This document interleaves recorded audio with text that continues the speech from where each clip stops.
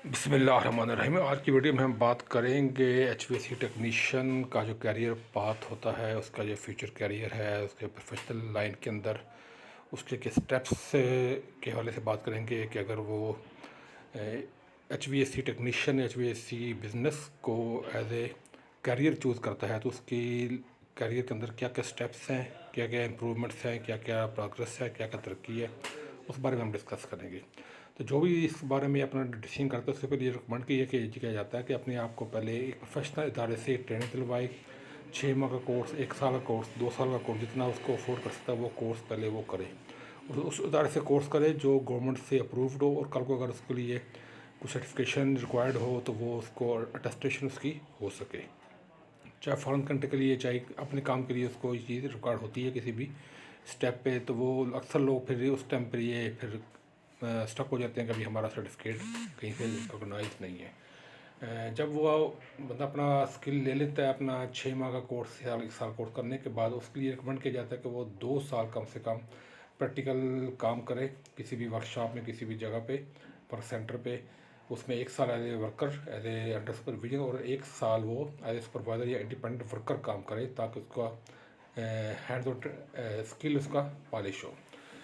अब उसको जो काम उसने कर लिया, उसका वो अपने काम में एक्सपर्ट हो गया, अपने काम के 2 साल काम करने के बाद उसको 3 साल लग सकते हैं, 4 साल लग सकते हैं, ये डिपेंड करता है हर बंदे की अपनी कैपेबिलिटी पे, एनवायरनमेंट पे। अब उसके पास 2 ऑप्शन है, या वो बिज़नेस करे या वो जॉब करे। अब हम दोनों कैटेगरीज़ को सेपरेट हम टेबल के फॉर्म में बना के इसको हम देखेंगे कि बिज़नेस में क्या क्या ऑप्शन हैं, क्या क्या तरक्कियाँ हैं, और जॉब के अंदर क्या क्या ऑप्शन, क्या क्या उसमें आगे प्रोग्रेस हो सकती है, वो सब हम अगले स्लाइड में देखेंगे। तो जो भी आपका डिसीजन लेता है, बिज़नेस करें या जॉब करें, दोनों के लिए आपको पहले आपके पास स्किल आना ज़रूरी है। उसके लिए आप 2 से 3 साल का एक टाइम हम मिनिमम रिकमेंड करते हैं। अच्छा इन्वायरमेंट, अच्छा कंडूसिव माहौल मिल जाए तो 2 साल बहुत होता है। थोड़ा सा इशू हो जाए तो 3 साल में आप बंदा एक्सपर्ट हो सकता है, इसमें कोई बड़ा इशू इसमें नहीं होता। अब इसके अंदर जो हम जॉब और बिज़नेस के वाले दोनों को हम सेपरेट हम देखेंगे ताकि आपको अच्छी तरह से ये क्लियर हो जाए। तो बिज़नेस की अगर बात करते हैं, सबसे पहले आता है फ्रीलांस टेक्नीशियन। ऐसा टेक्नीशियन जिसके पास स्किल है, हुनर है, उसके पास अपनी टूल किट है, अपनी सवारी है, मोटरसाइकिल या गाड़ी, जो भी मौके के मुनासिबत के हिसाब से। तो वो हर वर्कशॉप के पास जाके इंडिपेंडेंट काम लेता है, सेल सेंटर से एसी इंस्टॉलेशन का काम लेता है। तो वो इंडिपेंडेंट काम कर रहा होता है, उसकी अपनी कोई वर्कशॉप नहीं होती, लेकिन उसके पास टूल्स होते हैं, सवारी होती है, तो वो उसे फ्रीलांस हम टेक्नीशियन कह सकते हैं। वो काम कर रहा होता है, तो वो एक अच्छी अर्निंग कर सकता है। अब उसके पास इतनी अर्निंग आ गई है कि वो अपने इसके पास वर्कशॉप, या अगर वो डिपेंड करता है वो 2 साल करे, 3 साल काम करे, कम करने के बाद वो इतनी इसके पास सेविंग होगी है, वो अपनी वर्कशॉप इस्टेब्लिश कर सकता है। उसके लिए जो बेसिक टूल्स चाहिए, इस पर हम वीडियो बना चुके हैं, वो आप देख सकते हैं हमारे चैनल पे। जो चीज़ हमें रिक्वायरमेंट होती है अपने वर्कशॉप के लिए, वो सब हम अपनी पिछली वीडियो में कवर कर चुके हैं। तो वो उस स्टेप्स को पूरा करके अपनी वर्कशॉप बना लेता है, अपने अंदर टेक्नीशियन रख लेता है, हेल्पर रख लेता है। अब उसके बाद फिर अगला स्टेप होता है कि वो अपनी उसी वर्कशॉप को कन्वर्ट करता है स्पेयर पार्ट्स शॉप में। तो उससे दोनों काम लेता है, स्पेयर पार्ट शॉप को, स्पेयर पार्ट्स को भी सेल कर रहा होता है, अपने लिए भी इस्तेमाल कर रहा होता है उन्हीं पार्ट्स को, और वर्कशॉप का काम कर रहा होता है।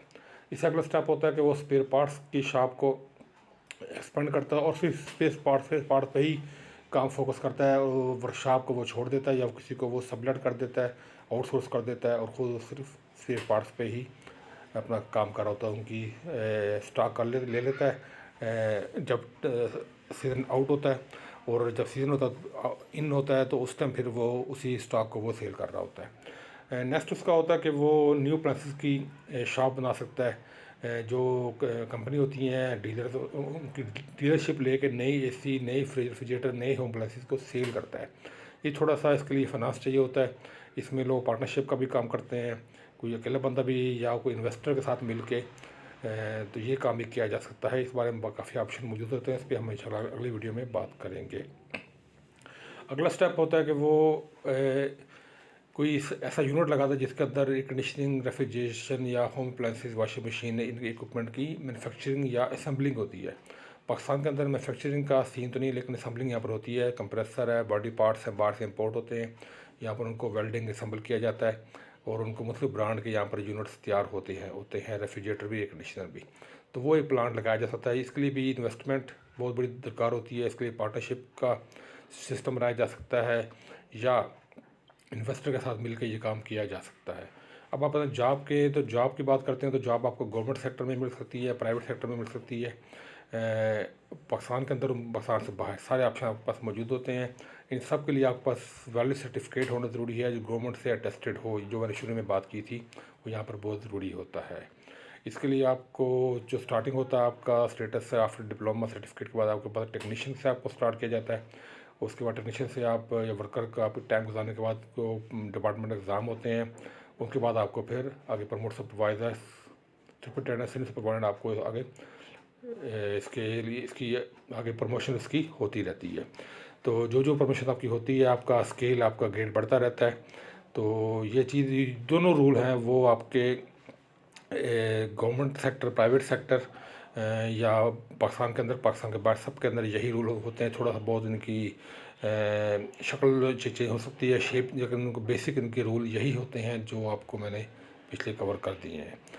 इसके अलावा इसके अंदर जो अगर फॉरेन कंट्रीज़ की बात करें तो उसके बारे में वीडियो बना चुका हूँ कि इंटरव्यू किस तरह होता है। इंटरव्यू और ऑनलाइन इंटरव्यू लेना हो तो वो उसका क्या सीन होता है, वो सब वीडियो हम पिछली जो उसकी एस्पेक्ट्स हैं पिछली वीडियो में हम कवर कर चुके हैं। तो आज की वीडियो में हमने इस बात को कवर किया कि एसी टेक्नीशियन, एचवीएसी टेक्नीशियन को जो अपना करियर चूज़ करता है उसके लिए क्या क्या उसके लिए पास पाथ होते हैं, जिसके पर चल के अपना प्रोग्रेस को, अपने करियर को वो ग्रो कर सकता है। दुआ में याद रखिएगा। अल्लाह हाफिज़।